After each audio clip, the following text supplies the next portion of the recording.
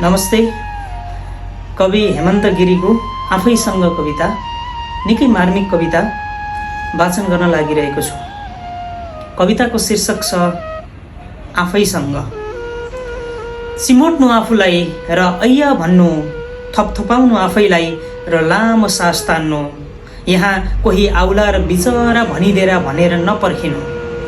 बोलाउनु आफैलाई र है भन्नु, हराउनु आफैलाई र खै भन्नु। कसैले खोजी गर्ला भनेर नपर्खिनु, पत्ता लगाउनु आफैलाई र पत्तो नदिनु। टेकेको जमिन, ओडेको आकाश, पाएको जिन्दगी अनि फेरिरहेको सास, यीभन्दा अर्को छैन केही सम्बन्ध र नाताहरू। आफैभित्र कोलाहल छ, आफैभित्र सन्नाटाहरू।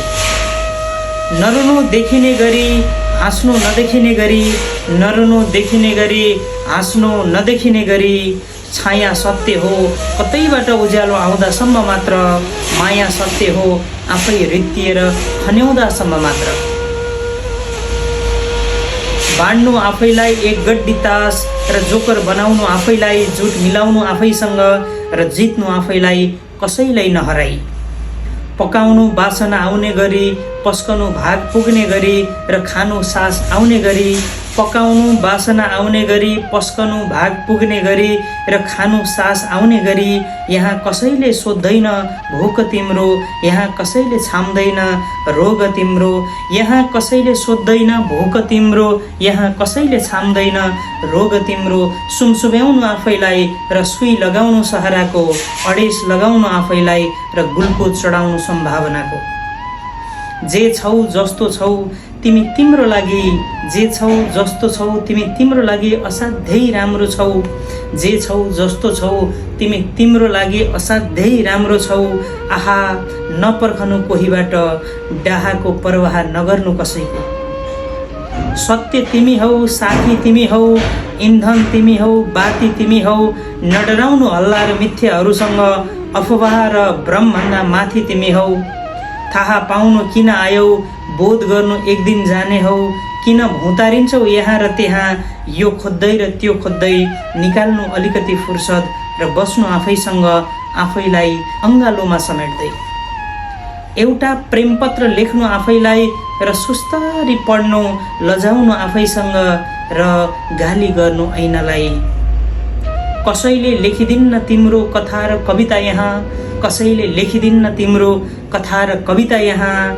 कसैले लेखिदिन्न तिम्रो कथा र कविता यहाँ। बिम्ब आफै हौ, पात्र स्वयं तिमी, पाठक आफै हौ, लेखक स्वयं तिमी। तिमी तिम्रै प्रेम हौ, तिमी तिम्रै अनुराग, तिमी तिम्रै समर्पण हौ, तिमी तिम्रै त्याग। कसैले गर्दैन तिमीलाई तिमीले भन्दा बढी माया, कसैले गर्दैन तिमीलाई तिमीले भन्दा बढी माया। कसैले चिन्दैन तिमीलाई तिमीले भन्दा बढी यहाँ। ती स्पष्टीकरणमा खर्चिएका समयहरू समेटेर, त्यो बालुवामा खन्याइएको पानीलाई सँगालेर। छ्याप्प छ्याप्नु आफैलाई र बिउझाउनु निद्राबाट, च्याप्प समाउनु समयलाई र निस्कनु भ्रमको पर्दाबाट।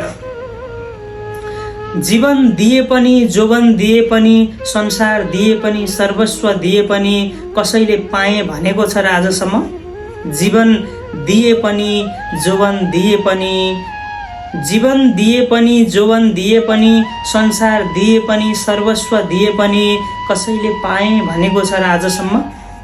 तिमीले तिमीलाई तिमी दिँदा, तिमीले तिमीबाट तिमी पाउँदा। रिस गरेछ कसैले भने गरोस्, कुरा काटेछ कसैले भने काटोस्। आफ्नो अङ्गालोमा आफ्नै ब्रह्माण्ड छ यहाँ, आफ्नो सङ्गालोमा आफ्नै साम्राज्य छ यहाँ। सुनिएला स्वार्थको कविता जस्तो, देखिएला मतलबी कथा जस्तो। काटे दुख्ने तिमीलाई हो, फाटे रुने तिमी नै हो। मलामी देख्ने छैनौ आफ्नै आँखाले, मृत्यु भोग्ने छैनौ छोएर आफैले। साहस छ त जीवन छ आफैसँग, आशा छ त जगत छ आफैसँग। बस तिमी बाँचे जस्तो गरी बाँच आफैसँग, मरेपछि फाल्ने त यहाँ कयौँ भेटिन्छन्। बस तिमी बाँचे जस्तो गरी बाँच आफैसँग, मरेपछि फाल्ने त यहाँ कयौँ भेटिन्छन्। नभेटिए पो के फरक पर्छ र, आफूले आफैलाई भेटाएर बाँचेको शानदार जीवन हौ तिमी। त्यही नै पर्याप्त हुनेछ जिन्दगीको अन्तिम हरफको लागि, त्यही नै पर्याप्त हुनेछ जिन्दगीको अन्तिम हरफको लागि। धेरै धन्यवाद हेमन्त गिरी कविवरलाई। वाचनमा कुनै त्रुटि भएमा क्षमा चाहन्छु। यो मेरो सानो कोसिस मात्रै हो, प्रयास मात्रै हो। कविताका बिम्ब, भाव, विषयवस्तु सबै कुराले मेरो मन छोएको कारणले मैले वाचन गर्ने दृश्यता गरेको हुँ। धन्यवाद।